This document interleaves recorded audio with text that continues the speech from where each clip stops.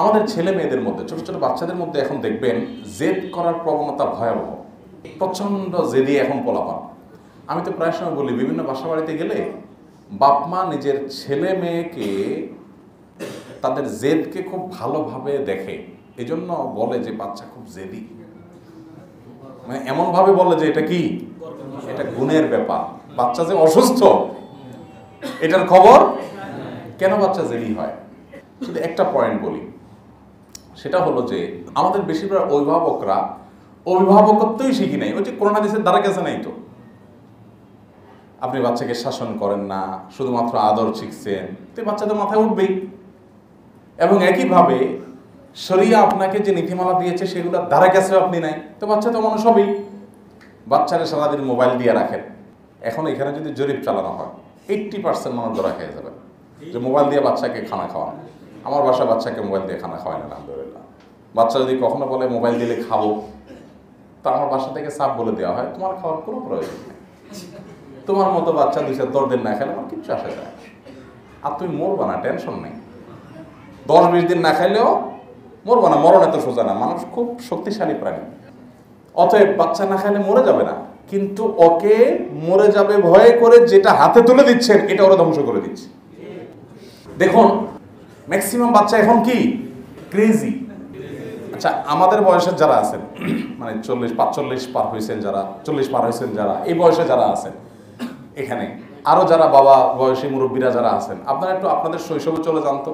আমি আমার কথা মনে আছে, আমার পুরো চিত্র মনে আছে। আমার ছোটবেলায় আমি যখন শিশু ছিলাম, আশপাশে যে পোলাপান ছিল এগুলো একটু বেদামাস টাইপ ছিল, সব মিনিমাস বেদামাস টাইপ পোলাপান দেখছি আমরা আমাদের ছোটবেলায়। তার মানে এগুলো সব এই চুপচাপ থাকতো, বসে থাকতো, বসায় দিছে মা, ওখানে বসে থাকতো, বেশি ক্ষুদে লাগে গেছে একটু ফেল করে একটু কান দিত, ধমকেটা দিলে আবার থেমে দিত। হ্যাঁ, মিনিমাস টাইপের না? আমরা আমাদের শিশুবেলায় সব বাচ্চা কাছে এরকমই দেখছি অলমোস্ট। বাচ্চা আবার জিদ করতে পারে এটা আমরা খুব একটা জানতাম না, ধমক একটা দিছে থেমে গেছে। বয়ের ঠেলা, আপনার বাইরে একটু বেশি খেলাধুলা হয়ে গেছে, যখন শৈশবে কৈশোরে চলে যাচ্ছি তখন এবার ঘরে চারপাশে ঘুরতাম মায়ের ভয়ে, যে আজকে মায়ের তো একটাও নিচে নেই, ঝুলাইয়া পিটানি হবে। আর এখন বাচ্চাদের অবস্থা কি বলেন? আপনি কোনো বাসা যদি বেড়াতে যান আর পিচ্ছি যদি 3-4 বছরের একটা থাকে, দেখবেন ঢোকার পরে আঙ্কেল তাক করবে পিস্তল, পোলাপান এরকম হয়ে যায় না? ওইটাই তার খেলা, যে বাসায় একজন আঙ্কেল বেড়াইতে আসছে নতুন, ওই আঙ্কেলের দিকে পিস্তল। কোত্থেকে আসছে এগুলো জানেন? এই মোবাইল থেকে এবং টেলিভিশন স্ক্রিন থেকে। ও সারাদিন কি দেখে বাচ্চা বলুন তো? কার্টুন দেখে। কার্টুনে কি দেখানো হয়? মারামারি, কাটাকাটি। গেমস খেলে সারাদিন, তাই না? গেমসে কি দেখে? সামনে যেটা আসে এগুলো শেষ করে ফেলা, ঠুস করে সব শেষ করে ফেলা। তো ওই বেচারা মারার জন্য তো অফলাইনে এসে আর কিছু পায় না, এবার বাপারে মারে, মায়েরে মারে, আঙ্কেলরে মারে, ভাইরে মারে, দাদারে মারে। অনেক মুরব্বীরা আছে এখন, ছোট ছোট বাচ্চারা ভয় পায়। অনেক দাদারা আছে খুব ভয় পায় যে কখন জানি ইজ্জত ধরে টান দেয়, কোনো বিশ্বাস নাই।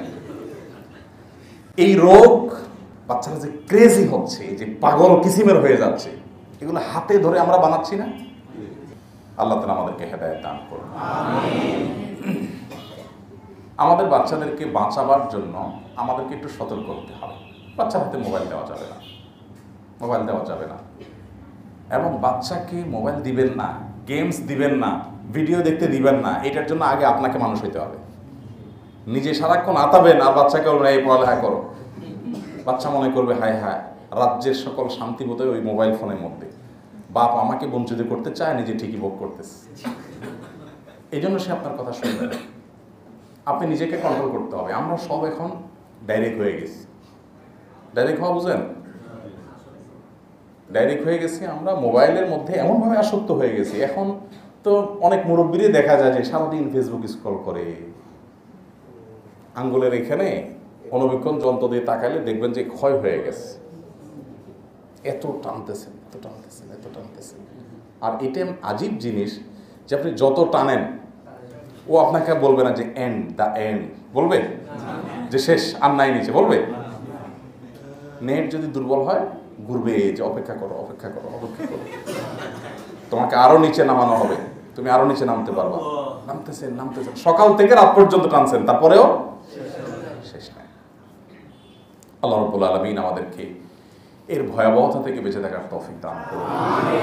আল্লাহর কাছে এগুলোর জন্য জবাবদিহি করা লাগবে ভাই, এই সময়গুলোর জন্য জবাবদিহি করা লাগবে কি লাগবে না বলেন?